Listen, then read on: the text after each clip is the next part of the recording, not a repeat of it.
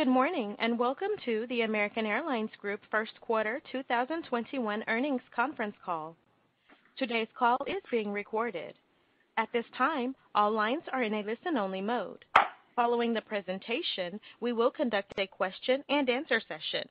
To ask a question during the session, you will need to press star 1 on your telephone. If you require any further assistance, please press star 0. And I would now like to turn the conference over to your moderator, Managing Director of Investor Relations, Mr. Dan Cravens. Thanks, Crystal, and good morning, everyone, and welcome to the American Airlines Group First Quarter 2021 Earnings Conference Call. Joining us on the call this morning, we have Doug Parker, Chairman and CEO, Robert Isom, President, and Derek Kerr, Chief Financial Officer. Also on the call for our question and answer session are several of our senior execs, including Maya Leibman, Steve Johnson, Vasu Raja, Allison Taylor, and Devin May. Like we normally do, Doug will start the call with an overview of our quarter and the actions we've taken during this pandemic. Robert will then follow with some remarks about our commercial and other strategic initiatives. After Robert's remarks, Derek will follow with the details on the quarter and our operating plans going forward. After Derek's comments, we'll open the call for analyst questions and lastly, questions from the media. To get in as many questions as possible, please limit yourself to one question and a follow-up. Before we begin, we must state that today's call does contain forward-looking statements, including statements concerning future revenues, costs, forecasts, capacity, fleet plans, and liquidity. These statements represent our predictions and expectations as to future events, but numerous risks and uncertainties could cause actual results to differ from those projected. Information about some of these risks and uncertainties can be found in our earnings press release issued this morning and our Form 10-Q for the quarter ended March 31st, 2021. In addition, we'll be discussing certain non-GAAP financial measures this morning, which exclude the impact of unusual items. A reconciliation of those numbers to the GAAP financials is included in the earnings release, and that can be found on the Investor Relations section of our website. A webcast of this call will also be archived on the website, and the information that we're giving you on the call is as of today's date, and we undertake no obligation to update the information subsequently. So thanks again for joining us. At this point, I'd like to turn the call over to our Chairman and CEO, Doug Parker. Thanks, Dan, and good morning, everybody. This morning, we reported a first quarter pre-tax loss, excluding net special items, of $3.5 billion. The loss was driven, of course, by the extreme drop in demand for air travel due to the global pandemic. Our revenues in the quarter were down 62% from the same period in 2019. In the midst of this difficult environment, the American Airlines team produced remarkable results. We flew more customers than any other U.S. airline. We did so reliably and safely. We produced the highest passenger unit revenue of any global U.S. carrier while having more available seats for sale. We completed the largest financing in airline history, a $10 billion transaction secured by the most valuable loyalty program in the world, the Advantage Frequent Flyer program. And, excluding debt principal, we were cash positive in the month of March, our first such month since the beginning of the pandemic. These results and more were made possible by our incredible team. Without their resiliency, creativity, and compassion, we'd be facing a very different future. Instead, thanks to their hard work and determination, we're starting to see light at the end of this very dark tunnel, and we're on a path that has us well positioned as demand for air travel returns. That path forward is guided by what we're calling our Green Flag Plan. For our industry, this pandemic has been much like a yellow flag during an auto race, where everyone slows down, takes a pit stop, and gets their cars ready for when the race resumes at full speed.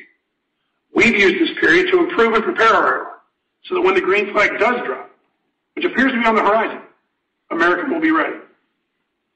That plan is centered on 4 initiatives. I'll take a minute to walk through those at a high level, and then Robert and Derek will expand on what we've achieved to date and what we see on the horizon. First, we're doubling down on our commitment to operational excellence. We ran a great operation in the first quarter, carrying more than 24 million passengers on nearly 340,000 flights. During our busiest day of the quarter, we had more than 430,000 customers flying on our aircraft. That's the highest we've had since March of 2020. Our goal is to run the most reliable operation in American Airlines history once everyone's back to a full schedule. And the steps we put in place, including more reliable yet profitable scheduling, new tools and technology to assist our team and customers during irregular operations, and our clean commitment, will ensure we achieve that goal. Second, we're taking this opportunity to reconnect with our customers. Robert will talk more about all we're doing here. But as customers return to the skies, they will see an even better American Airlines, one with the broadest and best global network that's now been enhanced by new partnerships, and one with innovative technologies and procedures that make travel more convenient for our customers and ensures they feel safe and comfortable as they return to flying. Third, we're planning to build on the positive momentum we've established with our team. This past year has tested our team in ways we couldn't have imagined, but it's also brought us much closer. We worked hand in hand with our union leaders to ensure that team members felt cared for, even as we experienced by far the most difficult financial circumstances in our industry's history. We're committed to building on that progress and continue to work together to ensure our team feels cared for every day. On that note, we were very happy to tell 13,000 team members they could tear up their WARN notices following the passage of the COVID-19 relief package that included an extension of the payroll support program. We will continue to welcome team members back to the operation as we increase our schedule. In fact, earlier this week, we announced we will begin hiring pilots later this year to prepare for 2022 and beyond. Finally, and importantly, we are committed to passionately driving efficiencies across the organization. Derek will elaborate on this, but we are really proud of the aggressive and innovative ways the team has worked to position us to be more efficient on the other side of this pandemic. The efficiencies we've built into the business over the past year will drive more than $1.3 billion of permanent, non-volume related savings in 2021 and beyond. So before I turn it over to Robert, I'll close with this. We are a long way from where we need to be. This crisis is far from over, and we have to continue fighting to give our customers, shareholders, and team the company they deserve. But there is no doubt the pace of the recovery is accelerating. And thanks to our team and a thoughtful and proactive plan, as the green flag drops, American Airlines is ready. Thanks, Doug, and good morning, everyone. I also want to thank our entire team for everything that they've done for our airline throughout the pandemic. This phenomenal group continues to rise to the occasion and deliver for our customers every day, and we're incredibly grateful. Our first quarter revenue of $4 billion was effectively flat on a sequential basis versus the fourth quarter of 2020. However, our demand and revenue trends accelerated significantly as the quarter progressed. In January, our total revenue was 34% of what it was in 2019. And by March, it was 46% of 2019. This trend is driven by strong leisure demand in the U.S., Mexico, the Caribbean, and Latin America. This momentum has continued as our 7-day rolling average of system daily net bookings has reached 2019 levels this week. And this is in spite of business and long-haul international demand remaining weak, with net bookings of roughly 20% of their 2019 levels. That said, there are early signs of recovery for business. Small business demand, which was roughly 17% of our system revenue, has been improving steadily as vaccination rates have increased and as markets reopen. An increasing number of our largest corporate accounts are coming back to the office and indicating that they'll be traveling in the third quarter and confirming in-person board meetings, conferences, and events for this year. Importantly, we're focused on turning improved bookings and load factors into leading unit revenue performance. We have continued to shape our network and our customer experience as nimbly and thoughtfully as possible, and we're seeing the results. The first quarter of 2021 was the third consecutive quarter in which our passenger unit revenue materially outperformed each of our network competitors. Thanks to our team, our likelihood to recommend scores have improved for the last 3 quarters as well. Based on our results in the first quarter, we're on track to have our best LTR year since the merger. We have used the pandemic to reset our airline so that it consistently outperforms for our customers, our team, and investors. The first sign of this is in our summer schedule and second quarter capacity plans. We expect to fly approximately 80% of our 2019 system seat capacity in the second quarter, and this increases to 90% this summer. We'll continue to devote a larger share of our assets to markets where we can create unique value for our customers and therefore generate passenger unit revenue premium relative to our competition. When compared to 2019, we expect to fly 90% of our domestic seat capacity during the summer peak and 100% in DFW and Charlotte. Our domestic network will constitute 85% of our system seat capacity in the summer peak. We expect to operate 80% of our international seat capacity compared to 2019 in our peak. Our organic network in the Americas creates more unique choices for customers and more profitability for the airline. As such, in our summer peak, our Latin American network is expected to be the same size as it was in 2019. Our short and long-haul Latin American network will constitute approximately 12% of our system seat capacity in the summer peak. By contrast, our operation has been much more challenged in the Atlantic and Pacific, as those markets have yet to fully reopen. And as a result, in our peak schedule, seat capacity in those parts of our network will only be 40% of what it was during the same period in 2019. Our Atlantic and Pacific networks will constitute just 3% of our system seat capacity in the summer peak. We expect to bring these markets back slowly and only when demand conditions warrant. It's important to note there is significant pent-up demand for international travel, and we're seeing it most in markets like Tel Aviv and Athens, where market reopenings are leading to steady increases in demand. As borders continue to open throughout the world, we'll be ready because of the changes that we made to our fleet and network and the strength of our partnerships around the world. Overall, we will deliver any increase in capacity in a more efficient and reliable fashion than we did in 2019. We've accelerated the retirement over 150 older aircraft in our fleet, leaving American with by far the youngest fleet of our global U.S. competitors. We intend to have all of our remaining aircraft active this summer and no longer sitting idle on tarmacs around the country. As Eric will share in a few minutes, we'll soon complete the harmonization of our Boeing 737 and Airbus A321 fleets, driving superior cost efficiency, a simpler operation, and a better customer experience. Just as we used the past year to adapt our fleet network, we have also developed partnerships to offer our customers a seamless network in markets where we have structurally underperformed. This has been most true on the West Coast and in the Northeast. We have been unable to grow these markets organically due to infrastructure constraints. However, through our recently announced partnerships with Alaska and JetBlue, we can now offer customers the largest network in these two regions and bring a level of competition and choice that has long been lacking. Of course, to make these partnerships work, the experience must be seamless for our customers. As we like to say, an elite customer anywhere should be treated as an elite customer everywhere. And we have several initiatives underway to make that a reality, including our announcement just yesterday to deliver on the next phase of our partnership with JetBlue. As we look toward the recovery, reconnecting with our customers will be centered on being the easiest airline to do business with. Our goal has always been to remove as many friction points as possible, and in the first quarter, we took a number of steps to help simplify the travel experience for customers as they return to flying. We've enhanced our travel planning tool to help customers make informed decisions on where they travel and what to expect when they get there. Added new pre-flight COVID-19 testing options. Expanded acceptance of VeriFly, the mobile health wallet that simplifies and verifies travel requirements. VeriFly is now accepted for all of our international flights in the U.S., to the U.S., and on flights from the U.S. to 11 countries.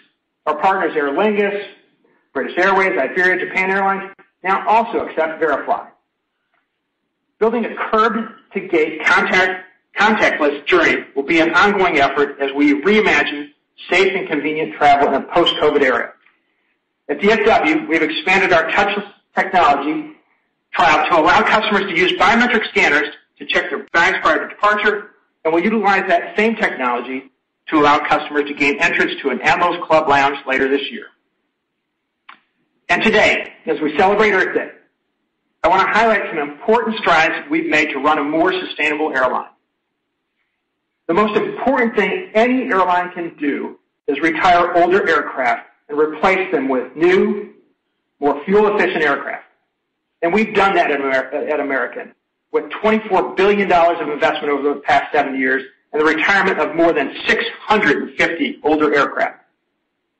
But we need to do more to reach our goal of net zero carbon emissions by 2050. And we have our eye on sustainable aviation fuel, SAF, as the most promising advancement available to us in the near to midterm. We've been taking delivery of SAF for almost a year. And in the first quarter, we reached innovative offsetting agreements with two of our customers, Deloitte and Kuehne+Nagel. We appreciate that the Biden administration and many in Congress have engaged with our industry on climate issues, and we're encouraged by the fact that we have common goals, especially when it comes to SAF. So in summary, over the past year, we've greatly simplified and modernized our fleet, rationalized our network, and made many changes to our business and operations to ensure customers have flexibility and peace of mind when they return to travel. We're encouraged by the trends and demand for air travel across all sectors and believe American is well positioned for the recovery in the months and years ahead. And with that, I'll turn it over to Derek. Great. Thanks, Robert, and good morning, everyone. Before I begin my remarks, I too want to take the opportunity to thank our team. Their leadership and hard work truly embodies what American Airlines team members are known for. This morning, we reported a first quarter GAAP net loss of $1.3 billion or $1.97 per share. Excluding net special credits, we reported a net loss of $2.7 billion or $4.32 per share.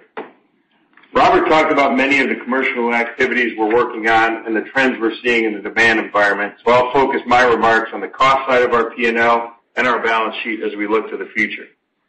Throughout the entire pandemic, we have remained focused on keeping our capacity aligned with demand while preserving the maximum amount of flexibility to respond as demand returns. We took aggressive actions to reduce our cost structure, and we have reduced our first quarter total operating expense, excluding net special items, by 26% versus 2020 on a 39% reduction in total capacity. Non-fuel operating expenses, excluding net special credits, were up 6% sequentially from the fourth quarter as we gradually added back capacity. We ended the first quarter with $17.3 billion in total available liquidity, including approximately $3.1 billion of PSP2 funds we received from the Treasury Department during the quarter. We were recently notified that this amount will be increased by approximately $463 million to be received in the second quarter. In addition, we expect to receive $3.3 billion in PSP3 funds by the end of the second quarter. We saw positive trends in our daily cash burn rate throughout the quarter. Our average daily cash burn was approximately $27 million per day, which came in better than our guidance of $30 million per day. This happened despite the drop-off in demand we saw in January and February and a significant increase in fuel prices at the beginning of the quarter. As a reminder, our definition of cash burn includes approximately $9 million per day of regular debt principal and cash severance payments.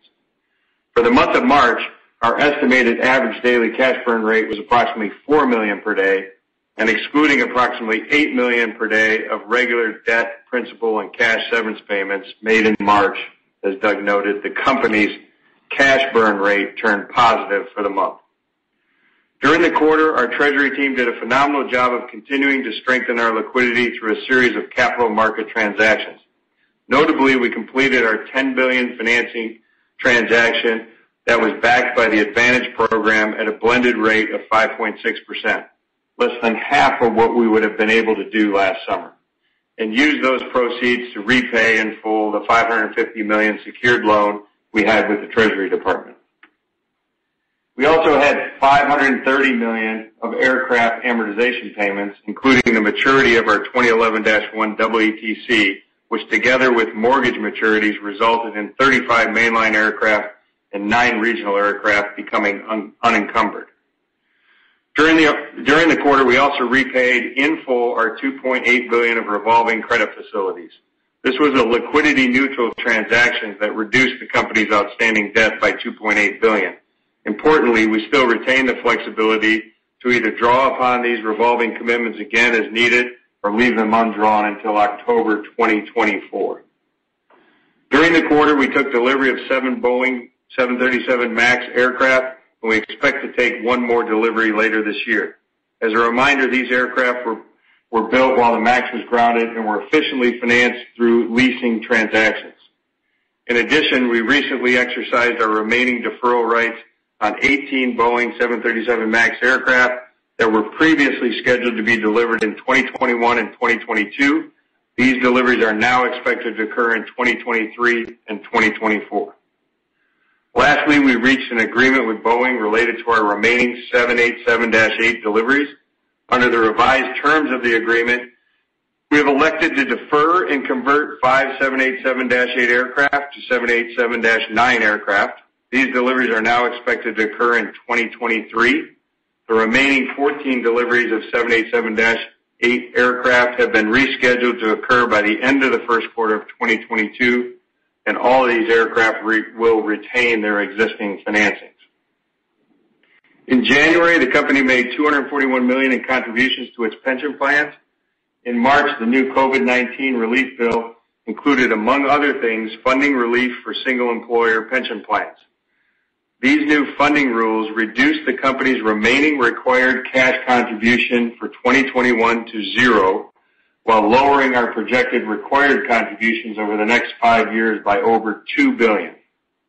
Under these new provisions, for funding purposes, the combined plans are expected to be funded in excess of 90% for planned year 2021. As Doug and Robert mentioned, we are starting to see signs of what appears to be a strong economic recovery. This fantastic news makes our $1.3 billion of efficiency measures even more important as we prepare our business for the return to a more normal environment. On the fleet side, we have talked a lot about our fleet simplification efforts and the elimination of smaller subfleets, which resulted in the removal of more than 150 older and inefficient aircraft. Many of these retired aircraft, have already been sold, and by May we will have completed disposal of all of our 767 aircraft and Embraer 190 aircraft, generating more than $300 million in proceeds. Our fleet changes are expected to drive significant operational and cost savings in 2021 and beyond. With only 4 mainline aircraft types remaining, we will see improved aircraft utilization and operational efficiencies in the back half of 2021 through the increase in gauge and reduction in inactive aircraft, including spares and maintenance allocations.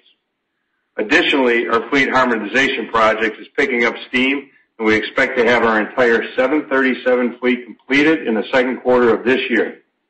These aircraft have 172 seats and come with larger overhead bins and in-seat power. We expect to have the A321 fleet completed by the end of this year. Aside from a better customer experience, these projects will provide significant opportunities to improve revenue production and lower our unit costs now and well into the future. So when demand returns to more normalized levels, we'll be able to efficiently fly 2019 levels of capacity with approximately 10% fewer aircraft. In terms of our balance sheet, following our transactions in the first quarter, 32% of our outstanding debt is prepayable without penalty. After all the COVID-related financings we have completed to date, our average cost of debt is approximately 4.5%. As we have said in the past, we will naturally reduce our debt from where we are today by $8 to $10 billion over the next 5 years through regularly scheduled debt amortization. We know going forward that since we are now starting at a higher debt level on account of pandemic-related debt, we will need to delever even more. In the near term, we plan to maintain higher liquidity levels until we are generating sustained positive cash flow. Once this occurs, when combined with our efficiency measures and a lower CapEx profile, we plan to use any excess cash flow to more strategically delever our balance sheet by proactively retiring prepayable debt and concurrently increasing our unencumbered assets. As part of our plan, we also anticipate resetting our target minimum liquidity level. Overall, we expect second quarter total capacity to be down approximately 20 to 25% versus second quarter of 2019. With these capacity and demand assumptions, we expect to see a significant increase in our revenue versus the first quarter, with our total revenue to be down approximately 40% versus the second quarter of 2019. These inputs lead to an estimated second quarter pre-tax margin, excluding net special items, of between negative 27% and 30%. We presently expect to end the second quarter with approximately $19.5 billion in total available liquidity, which includes the additional PSP2 and PSP3 funds I mentioned earlier. That would be the highest liquidity position in company history and our 5th consecutive quarter of increased liquidity, despite the demand-driven operating losses we have incurred over that period. Given these projected liquidity levels and the positive cash and demand trends, we are no longer looking to raise liquidity at American for the first time since the pandemic struck. For the full year 2021, our debt principal payments will be $2.8 billion, excluding the prepayment of our revolving credit facilities. In the second quarter, we expect to pay down $595 million of aircraft and engine debt, in addition to the $250 million PDP facility we paid off earlier this month. Our full-year CapEx is still expected to remain minimal. Non-aircraft CapEx will be $900 million, and due to our negotiated settlements with Boeing, attractive aircraft financing, and our already modernized fleet, our net aircraft CapEx, including PDPs, will be an inflow of $1 billion. While we'll feel great about how much we have accomplished, we recognize that we still have a long way to go to get our business back to normal. Our team has done an amazing job of bolstering our liquidity, conserving cash, and driving efficiencies throughout the organization, and we are very well positioned for the future. And with that, I'll open up the line for analyst questions. Ladies and gentlemen, if you have a question at this time, please press star, then the number 1 on your touch-tone telephone. If your question has been answered and you wish to remove yourself from the queue, please press the pound key.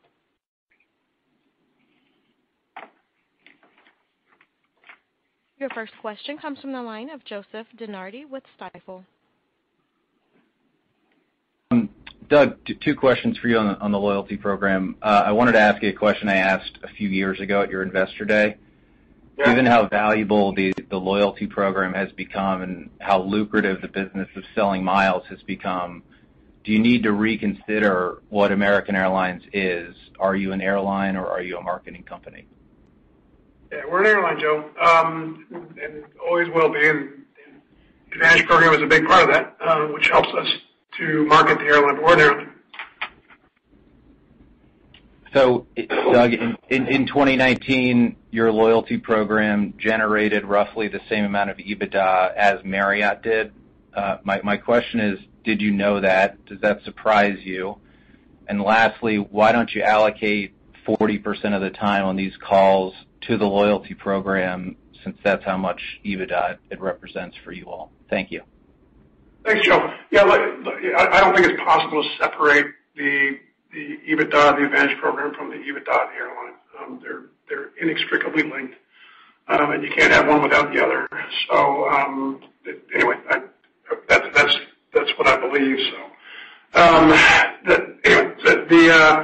and therefore we talk about running the airline, which is what we do every day. And again, the Advantage program does indeed is an incredibly important part of that. Because we do such a good job of running an airline, people want to have miles in our loyalty program. People want to have credit cards that allow them to earn miles as they spend to earn miles so that they can fly more on our airline. Those are all good things, but you can't have one without the other. And I don't think it's right to try and separate one P&L from the other.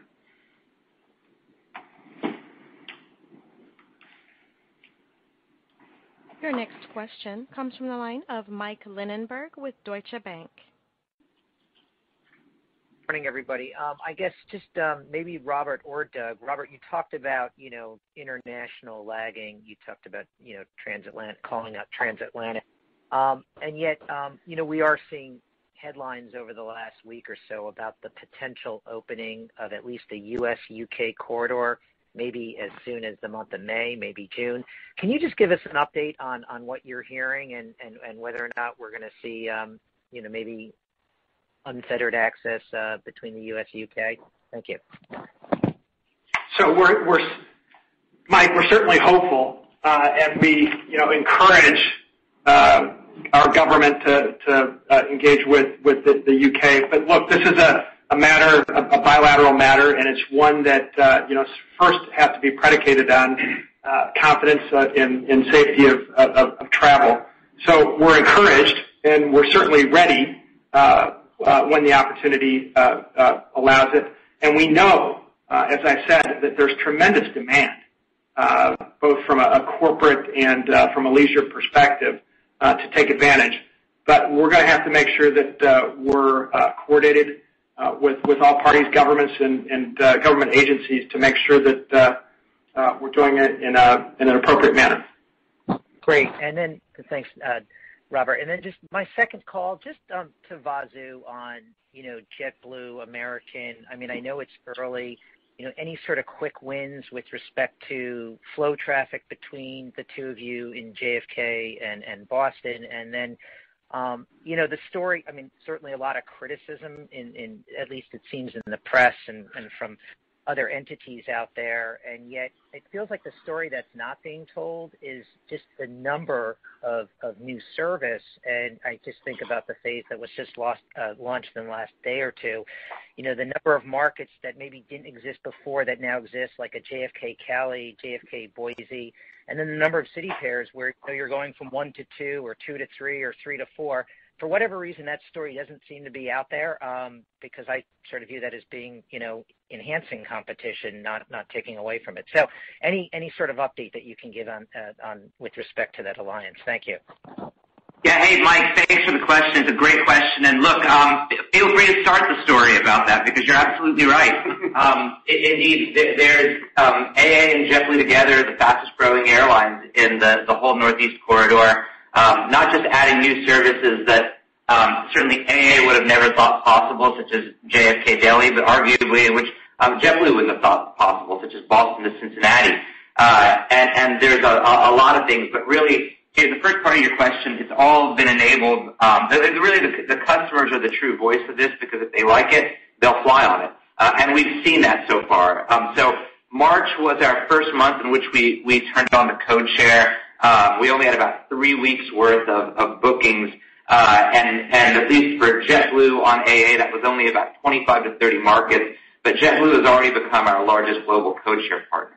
That's a little bit weird because so many of our international partners are flying 5 to 10% of their schedule, but what we do draw some encouragement from is that our codeshare scope is vastly smaller with JetBlue than just about any of our major partners. And as we look at these things, we look at not just the total revenue production on us, but how much of that revenue is really incremental, that is coming at higher fares than what AA is organically booking or coming in periods where the flights were light. And we're finding that somewhere between 30 and 40% of that is incremental, with similar rates in Alaska. And that compares extremely favorably to our historical global alliances. So that for us, as much as anything, is an indication of exactly what you said. The customer is voting, and the customer really likes the new services, likes the service expansion that's there. And as long as that's the case, it's going to be attractive for us financially, and so we'll continue to grow and innovate and try things that would not have been possible without a partnership such as this. Your next question comes from the line of Duane Pfennigwerth with Evercore ISI. Hey, thanks. I appreciate it. Can you just bridge us from the current international demand commentary of kind of 20% of normal, or maybe that was a March comment, 20% of normal, and then getting to 80% from a capacity perspective this summer? Yeah. Hey, this is Vasu. I can help with that. A big part when we quote international, we're quoting both our long haul business and our short haul international business.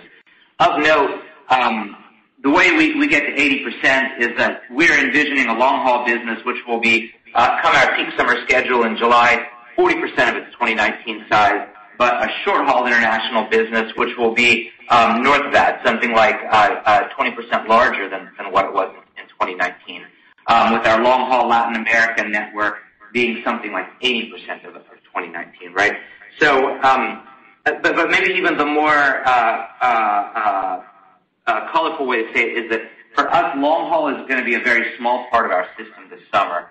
Our total long-haul network, transatlantic, Trans-Pacific, and long-haul Latin America will be about 3 to 5% of the seat capacity of the airline come the peak July schedule.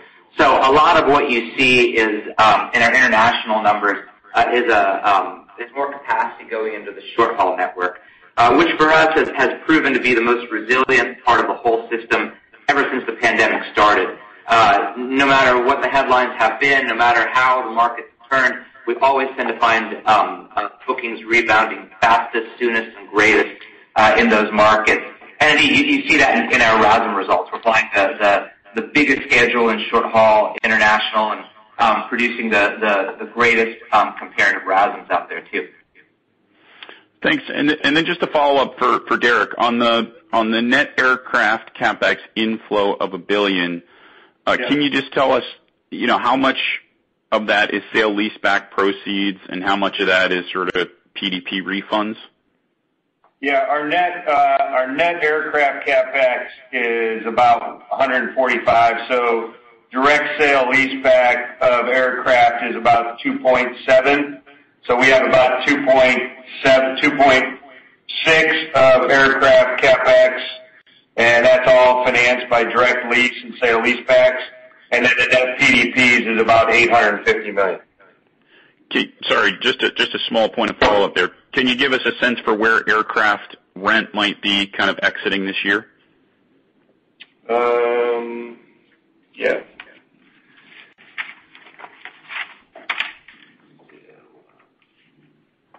Aircraft rent will exit. We had about $350 in the first quarter, exit around $400 in the fourth quarter. Your next question comes from the line of Helane Becker with Cowen. Thanks very much, operator. Hi, guys. Thanks for the time. So I have two questions. One is, you guys said that you flew more passengers than any other airline, and I know your cargo revenue was fairly strong as well. But I was looking at your revenue compared to just your absolute revenue, not your unit revenue, and it was lower than that of like Delta. And I'm kind of wondering what you think accounts for the difference.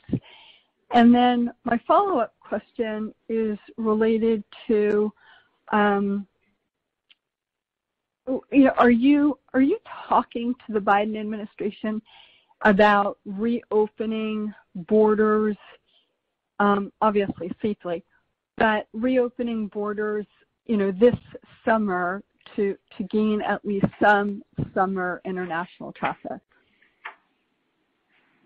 So, Helane, I'll take the second one. Yeah, I can try to take the first look. I don't know, the detail on Delta's numbers. I can tell you this, that it's not passenger revenue and it's not cargo revenues. So what is it? MRO and refinery. Yeah. So anyway, I don't know that we know exactly what it is, and there's. Okay. They do have businesses we don't have. Okay. On the Biden administration, absolutely, Helane. I mean, as Mike had asked about UK-U.S. corridor, we're heavily involved in that, given our relationship, given how large we are to the UK and our relationship with BA, of course. And we're in regular contact. What we, support is a risk-based, data-driven approach to restoring international travel. What we've seen is, pre-departure testing for international arrivals has been in place since early this year. The CDC recently eased the guidance for domestic travel for vaccinated persons, following a lengthy study of that issue. So all these factors are worth taking into consideration as formal guidance for travel is being developed. I know the administration understands that. I know they understand the importance of international travel and restoring international travel to the economy. And we all need to go look at this in a risk-based way. No one wants to rush for certain, and no one's pushing that either. So anyway, I think it's going to happen gradually, but we're going to do it in a way that works with our government and works with other governments to ensure that it's done in a way where it's safe. No doubt, there's enormous pent-up demand for it, and we see that as some other countries have relaxed their restrictions on things like quarantines. So we'll keep working on it. Everyone is involved and working productively. There's certainly no sort of pushback on either side. We all want to do this in a way that makes sense. Yeah, and Helane, the biggest difference on the revenue side is the refinery. Just so you know. Gotcha. Yep. That's very helpful. All right. Thanks, you guys. Have a nice day. Thanks, Helane. Your next question comes from the line of Hunter Keay with Wolfe Research. Hey, thank you. Good morning, everybody. Hey, Hunter. Hey. So business travel, it's always been obviously a little bit more cyclical and a little riskier but higher reward. Leisure travel tends to sort of endure and recover better.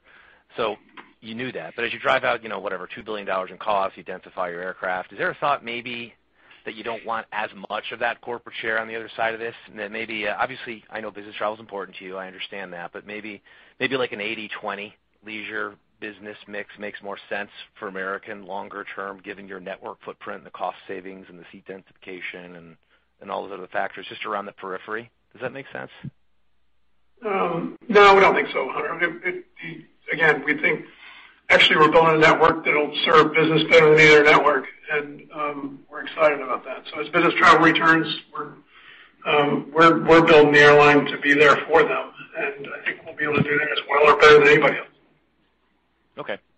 Thanks, Doug. And then, Derek, can you help me think about the SWB line in 22-23 as we contemplate juniority of the pilots and some of the headcount cuts on management if we assume the capacity is, at or maybe slightly above 2019 levels?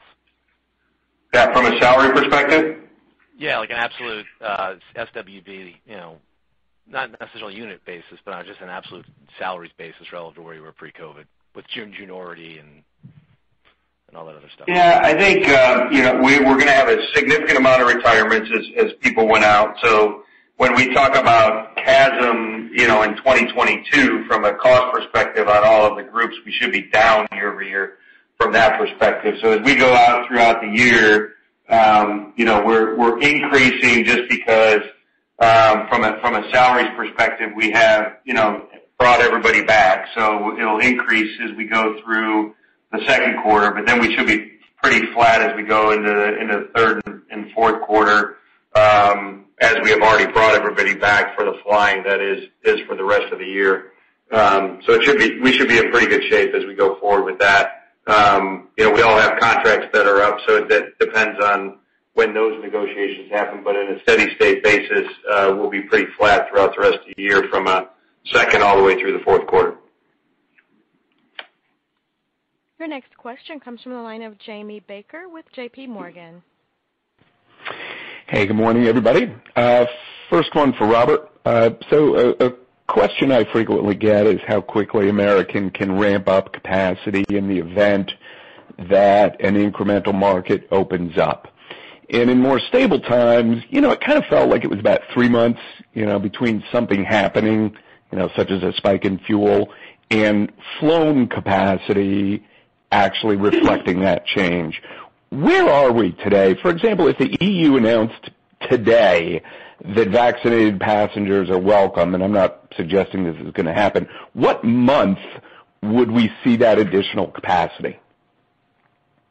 So, Jamie, I can start, and others can chime in. First off, just in terms of market openings, realize as well we're dealing with booking curves, right? Much different than the domestic, where so much of the bookings occur within 30, 60 days.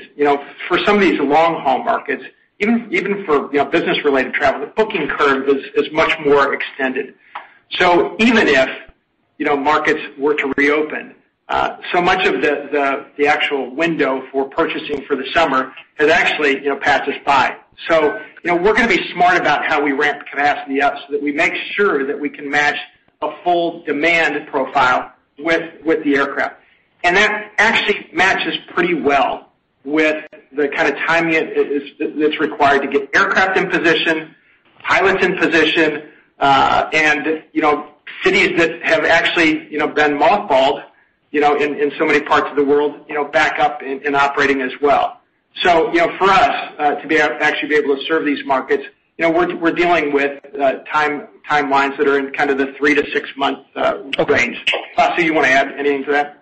The only thing I'll say is to the very specific part of your question. Look, in 45 days, we can go and add a market and sell it and operate it in a way that we couldn't have done before the pandemic. But to Robert's very good point, that doesn't mean that we should or that we would.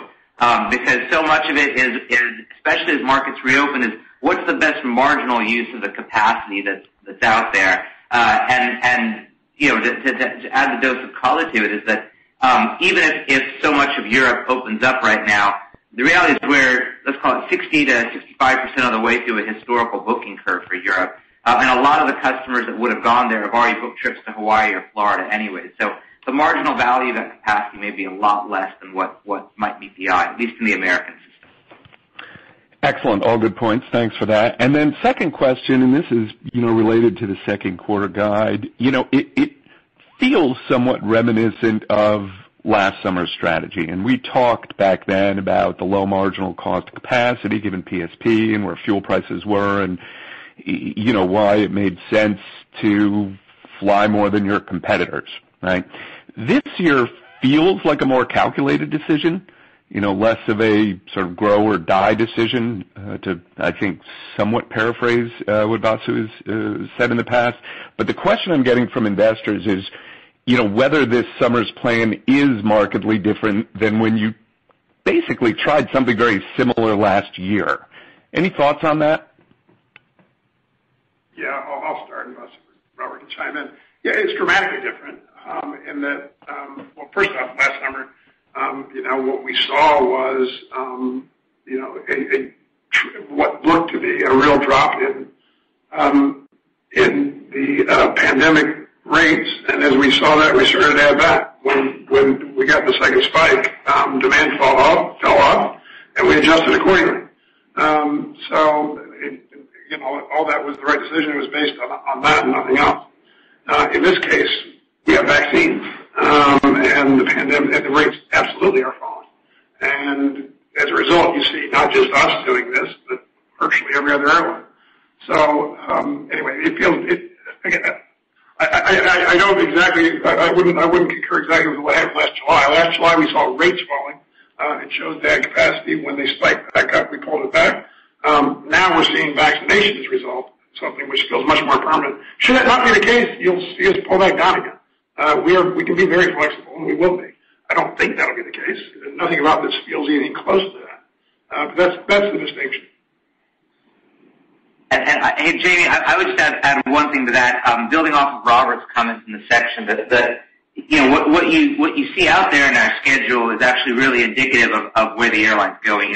85% of our capacity this summer will be deployed in domestic, almost 95% of it between domestic and short-haul international. And as you look at it, for the last 3 quarters of the pandemic, though we've flown relatively more capacity, we've also produced more in nominal PRASM than certainly what any of our network competitors have. But critically, when you look out there this summer, where the capacity is going is really important. That what we call the big four of Dallas, Fort Worth, Charlotte, Phoenix, Miami are roughly 65 to 70% of our system capacity. And to put a little more color on it, in the first quarter, while our system produced PRASM that was maybe 16%, 15 to 20% larger than what our network competitors were, Charlotte and DFW produced PRASMs that were 30 to 35% larger, with Phoenix and Miami pretty close to the 15 to 20% range too. So a lot of what you see out there is actually there's some opportunism in there about flying Saturday-only trips or leisure-heavy trips or things like that. A lot of it is, or as Robert said in his opening remarks, orienting the capacity of this network to markets where we can produce outsized value to customers and therefore outsized RASMs to the airline. Your next question comes from the line of Dan McKenzie with Seaport Global. A couple questions here regarding the plan to prepay $8 to $10 billion in debt through natural amortization. Does that include or exclude the plan to use surplus free cash flow to prepay debt? And the reason I'm asking is it just seems like America could, pay down substantially more than $10 billion over the coming 5 years.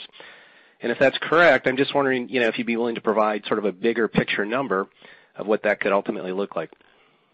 Yeah, it does not include anything extra. That's just what we have in amortization going forward. We're not ready to but I agree with your premise that, our liquidity is sitting at $19.5 billion at the end of the quarter. We're going to go through the process of figuring out where we need our liquidity in the short term and where we need it in the long term. And it doesn't need to be at $19.5 billion. But as we said, until we see, sustainable cash production, we're going to hold the cash where we're at and keep our cash levels higher than we need. We will then use that to go do that. So as I said, we have a lot of prepayable debt. So once we're ready, we will go down that process and be able to delever more than the $8 to $10 billion. But I just wanted to make sure that $8 to $10 billion number, everybody knows it's going to happen. It has to happen as we go forward and pay off the debt that's due. Aircraft debt, unsecured things that are going to come due over the next few years. But you're right, Dan. It can be a bigger number. It's just we want to wait till we get through everything and we're comfortable to move forward. Understood. Okay, thanks. Vasu, a fleet that is 10% smaller, so call it 10% less flying. I'm wondering if you can provide some insight on the overhang to margins, say in 2019, with that portion of the fleet. And, the reason I'm asking this question is just, based on what American has done on the cost side, based on what you're doing on the revenue side, it just seems like normalized earnings in this next cycle are going to be higher than they were in the last cycle. And I'm just wondering if you guys would agree with that, or what do we need to keep in mind? Well, hey, Dan, some others can speak to what our earnings profile might look like, but you are onto something that we have made this airline materially more efficient through the pandemic year. This summer we'll be almost 150 airplanes down, but in the schedule we'll only be about 80 or 85 airplanes down. So all of that delta is efficiency. It's inefficient airplane that went away. It's superior gauge economics, superior utilization wherever we have it. So if you went back half 2019, we could fly roughly that same airline with materially fewer jets, and the network would be oriented a lot more to places where we could produce an outsized RASM. And so that is very much the conscious design. The whole point to the earlier remarks about the Green Flag plan is to deliver an airline that can outperform in the future. And we think we've done that, but the proof will be when we do. Your next question comes from the line of Savanthi Syth with Raymond James. Hey, good morning, everybody. I wonder if you could talk about how you're thinking about the cadence of capacity as you kind of move away from the summer and kind of I know there's a lot of uncertainty, but right now a lot of the demand is being driven by leisure, but should we expect that kind of this level of capacity or better as we move into the fourth quarter? Savi, I'll just look. We're going to be incredibly flexible as we go forward. I mean, we've given a lot of detail as to what we intend to fly this summer.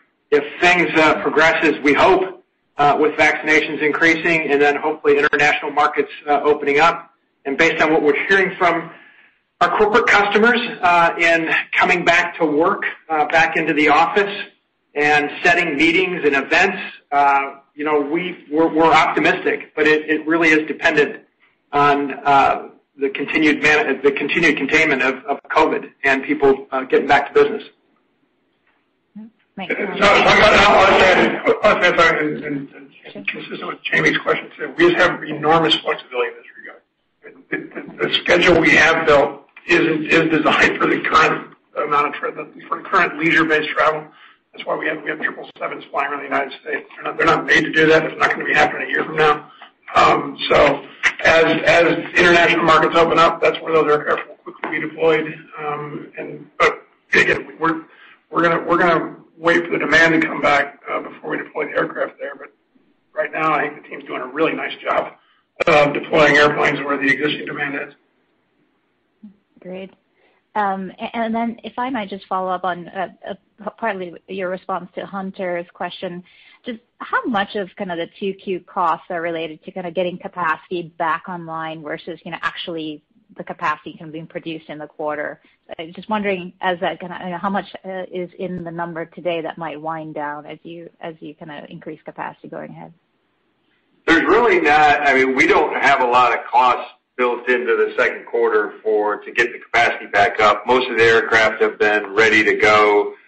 We will have higher costs, but the higher costs in the second quarter are really due to volume-driven costs. So, our maintenance costs will be up because our power by the hour costs will be up and things like that. But there's no, built-in cost to retrain.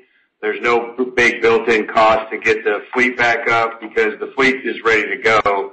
Our team's done an incredible job of maintaining those aircraft over the last year and having them ready. We didn't mothball any aircraft. We didn't put them in the desert. We don't have to bring them back and spend a lot of money on engine costs and anything like that. So there's not a lot, I would say, in the second quarter to build the airline back up other than volume. Your next question comes from the line of David Vernon with Bernstein. Hey, good morning, guys. Robert and Vasu, maybe could you help us understand the cadence of sort of leisure fares? What I'm trying to get at is where we are today in sort of 1Q on a sort of like-for-like distance neutral basis for fares versus kind of a pre-crisis level, and then how the fare environment is changing as we move into the summer months. Obviously, we're adding a bunch of capacity, a bunch of demands coming in. I'm just trying to get a sense for how the revenue management systems are working in terms of setting fares that we'll be expecting to see in sort of 2Q, 3Q. Oh, hey, Vasu can help me with the real specifics. I'll just say this, though, to kick it off, which is, being able to leverage yields is dependent on having, base bookings. And from that perspective, as I said in my remarks, fortunately we're seeing not only bookings, but real load factors that actually allow for, some optimism about where pricing is going. So, Vasu? Yeah, that's right, David. We have seen an inflection point with yield, which is for us maybe the thing that we most draw on in terms of encouragement. To put some context to it, when we came into the first quarter of this year, our selling fares were roughly half of what they were a year ago.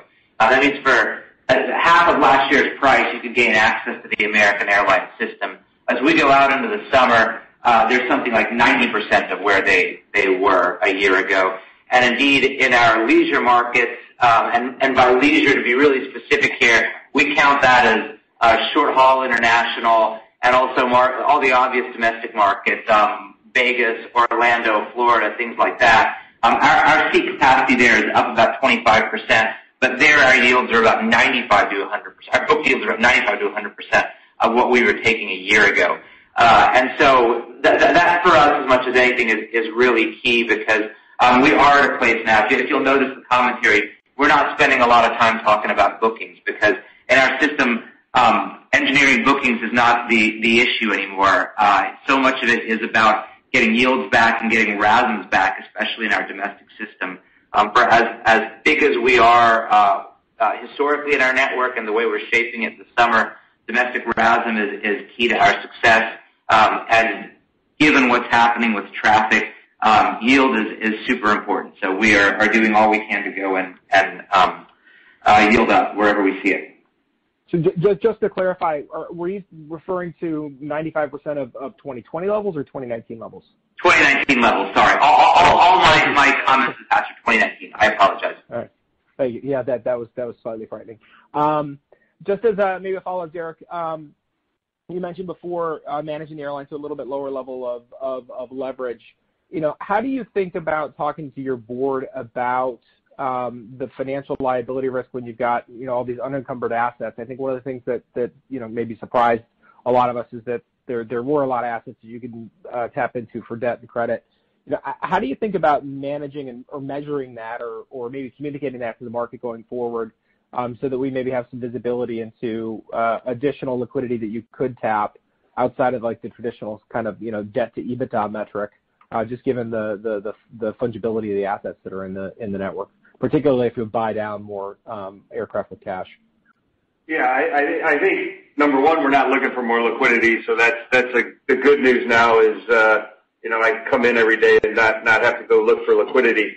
But we will keep everybody up to date on the unencumbered assets, and as we look forward, and if we have excess cash, we're gonna manage it properly to figure out what is the best thing to pay down as we move forward. So we are going to have conversations with the board on liability management that we're going to discuss, what are we going to do over the next, year or 2 years, that if we have excess cash, what do we pay off and what's the best things to unencumber as we move forward. In today's environment, our unencumbered assets are $3.7 billion. They grow every time we pay off aircraft and WTCs. We have the first lien capacity of about $7 billion. So we have the ability to do more. But the good news is, we're not looking to do more right now as we go forward. So I think the key is, as we move forward, what is the liquidity levels we need to be at? What are the ratios we want to be at as we move forward? And how do we best do that over the time period with any excess cash that we have above the amount that we need? And so we'll be having those discussions over the next, every board meeting, and we'll be discussing that with our board for a period of time as we move forward through this recovery. Your next question comes from the line of Miles Walton with UBS. Thanks. Good morning. I was wondering, to clarify on the no longer looking to raise liquidity, would you also be comfortable saying that you have no interest at this point accelerating the deleverage with additional equity? And then maybe if you can just give us a bit of color on the walk from 17.3 to 19.5 and the PSP contribution in there, and if that's as simple as sort of $1 billion underlying cash burn offsetting the PSP. Thanks. I'll take the first one. I think I can do the second one, but we'll see. Derek might be able to do it better. So anyway, on the first point, when we say we're not looking to raise financing, we're not looking to raise financing, and that includes equity. And as Derek said, we know that we have, just through our normal amortization schedule, $8 to $10 billion of debt going down over the next 5 years. And as was noted by Dan McKenzie, we will have the ability to do a good bit more than that, so long as the recovery continues on the path that it appears to, because we'll end up with more cash than we need. So that's how we would choose to de-lever over time. And then again, I'll try to show a quick step because I'm already talking, but Derek can probably do it better. I think what you're asking is if you had the PSP payments and you look at our cash, you actually see that it's net, not up as much as the PSP. The reason for that is seasonality of.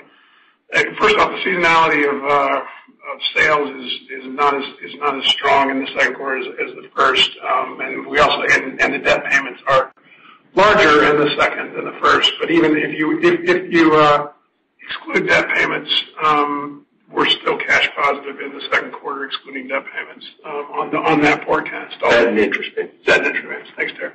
So that's what it is. It's seasonality. I'll use this to get on my little soapbox. This is why, by the way, there are GAAP principles. It's because cash flow has a lot of seasonality in it. So we're going to be happy. There was a real reason at some point when we were talking about cash burn, because the market had real interest in where people's cash levels were and how much cash they were burning.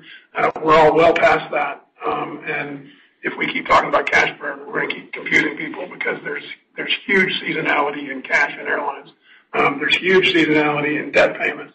And when all of us were making large profits, we'd still have quarters where we had declines in cash. So that's why you go back to GAAP principles that include things like accruals and smoothing and matching principles, so that you can keep yourself actually know what's going on with the airline. So anyway, that's my little soapbox. I'm glad we're going to stop talking about cash burn and get back to talking about earnings.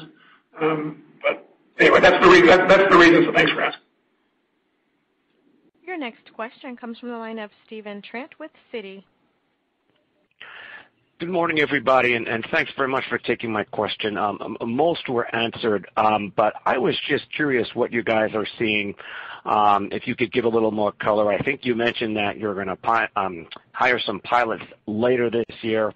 Any color with respect to what this could mean from a headcount perspective, and is American planning to apply any ESG-type filters on the hiring, as some of your competitors have telegraphed they want to diversify their base?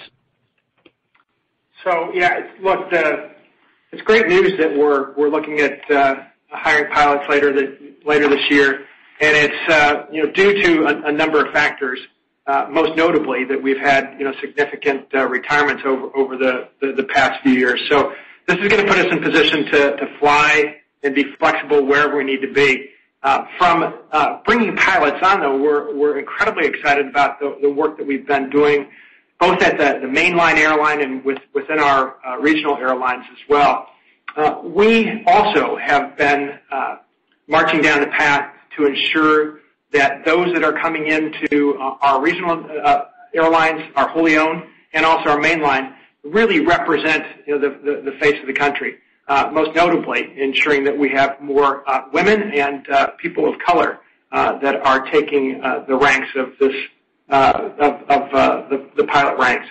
And so you'll see that we have a cadet program that now has over 350 people in it. That's just going to grow in the future. And as we look forward, we anticipate getting a substantial number of our total pilots brought in through that program. So very excited about where we're headed. That program's diverse. And that program is by and large designed to bring in, again, people of color and females into the pilot ranks. 58% or so females and people of color. Very helpful. Appreciate the color. Thank you. Sure. This completes our analyst portion of the Q&A. We will now move to media questions. If you have a question at this time, please press star, then the number 1 on your touch-tone telephone. If your question has been answered and you wish to remove yourself from the queue, please press the pound key. Your first question comes from the line of Allison Fider with Wall Street Journal. Yeah, I was wondering if you could talk a little bit about the latest issue with the 737 MAX and whether that creates any challenges for you all in kind of rebuilding confidence in the plane, that something else has come up after all the vetting that happened failed to find the latest problem. So, hey, Allie, it's Robert. Look, I am really pleased with Boeing and the industry. We coalesce around safety. And so with the MAX and with any aircraft, it's just critically important that we take the right steps when there's any potential concerns. And in the case of the 737 MAX and these, at least for us, these 18 aircraft, we have a pretty good idea of exactly what the issue is and the remedies that need to be attended to. So the work that we're doing is with both Boeing and the FAA. We're waiting on service bulletins to be developed, airworthiness directives to be dropped, and then getting the work done in those aircraft back up in the air. We hope that that's just in a matter of weeks and not longer. In terms of the impact on our schedule, look, we've been flying the MAX now for 4 months back and incredibly successfully. Passenger reaction has been, really that they like the product, they like the aircraft. And as we take a look going forward, even with 18 aircraft out of service right now, there is virtually no impact to our schedule. We've been able to use other aircraft to fund the needs for the airline. So overall, I think we've as an industry with Boeing and certainly with the FAA, we've made all the right moves. And I have great confidence that this aircraft is going to be in the skies and the safest and most reliable for years to come. Thanks. I mean, have you seen any increase in book away, on the MAXs that are still flying? Or is there any sign that customers have any elevated concerns? None at all. Thank you. Your next question comes from the line. Your next question comes from the line of Leslie Joseph with CNBC. Leslie.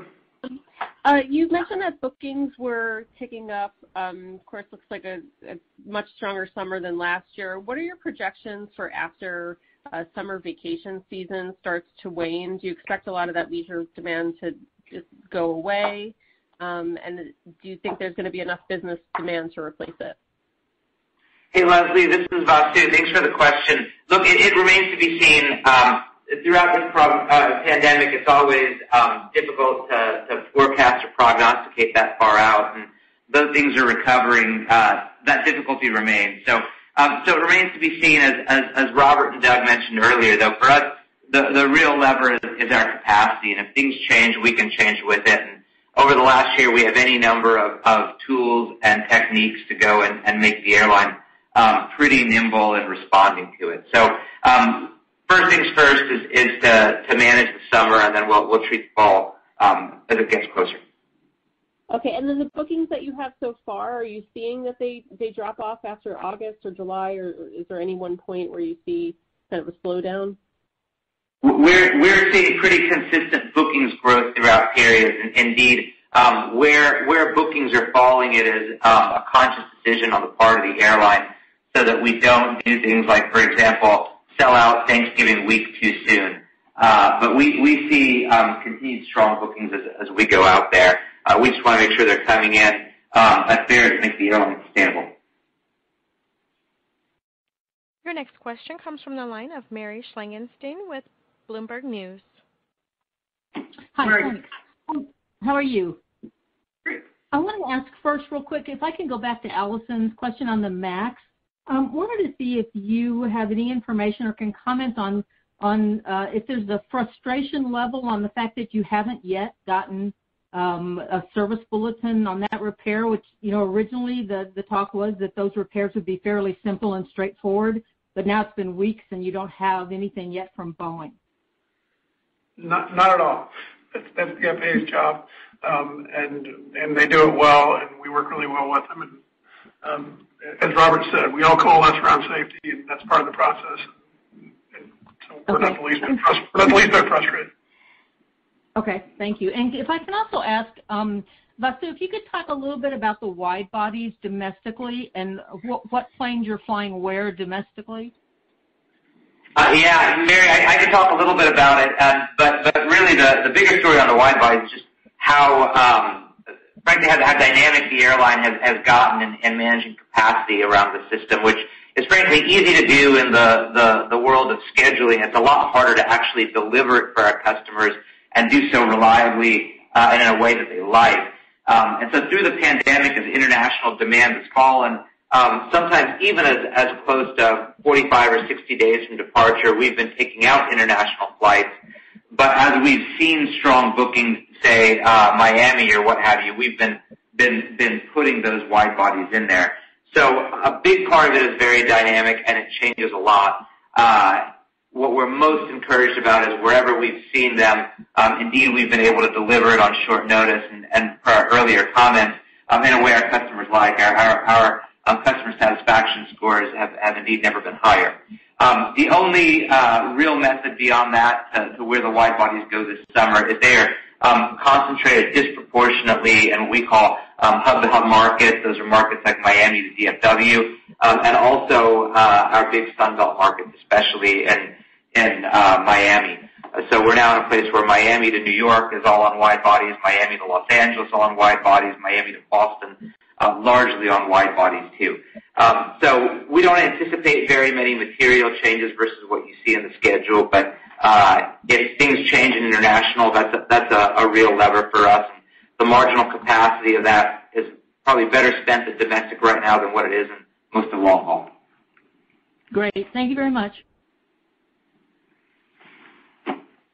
Your next question comes from the line of David Koenig with the Associated Press. Thank you. Good morning, folks.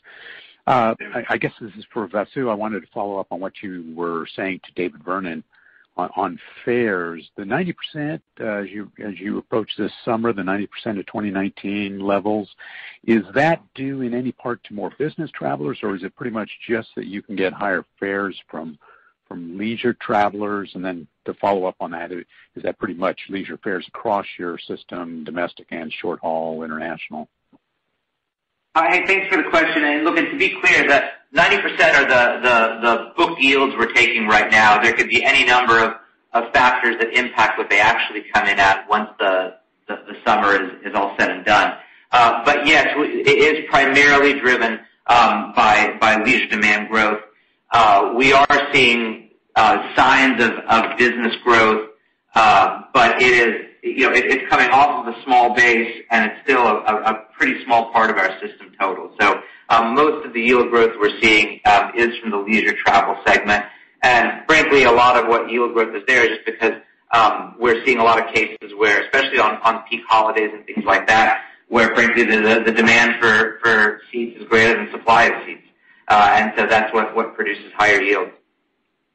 And that's pretty much system-wide? No, it's not. Our system is really uneven. It's much more heavily concentrated among our domestic leisure and short-haul international markets. Yeah. Okay. Thanks. Your next question comes from the line of Dawn Gilbertson with USA Today. Hey, Dawn. Hey, good morning. I wanted to ask a question for you, Vasu. The State Department earlier this week raised the travel alerts to their highest level for most countries. I'm wondering if you have seen or expect to see any impact on bookings, and if not, why not? Hey, Dawn, good to hear from you. I'll start, and others can add. But it remains to be seen in the last whatever it's been, 48 hours, maybe 96 hours since it's happened. It's been too early to tell what's going on and what its impact to bookings might be. If indeed there is one, we have ample tools to be able to adjust the airline should it come to pass. But then also the last thing I'll add to it is for us, for my earlier comments, the way we've configured the airline this summer is very much to make it resilient to just these kinds of changes where 85% of our capacity is in the domestic system.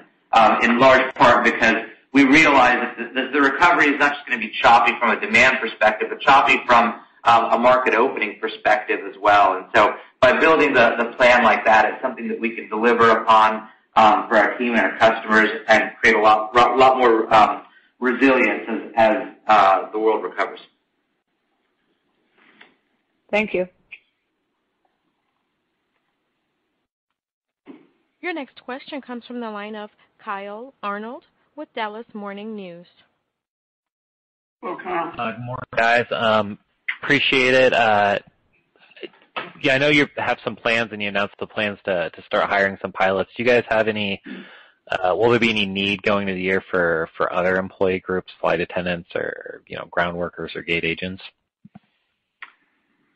The answer to that is yes, and you'll see that throughout our network. And it's especially from a passenger service team member or those folks that work on the fleet side of things. We're going to have needs throughout the network, but it's really just based on location needs more than anything else. And too soon to say anything about where we stand with our flight attendants, but I can tell you that I anticipate that there will be a need there as well. Yeah, the flight attendants so many of our flight attendants took this opportunity to take leaves that what we're doing rather than hiring new flight attendants is bringing flight attendants back from leave earlier than their leave would have extended. So having them come back off of leave sooner than they would have otherwise. Once we get through that, we'll need to hire, but we're not there yet. Thanks. Your next question comes from the line of Edward Russell with Skift. Hi, thank you for taking my question.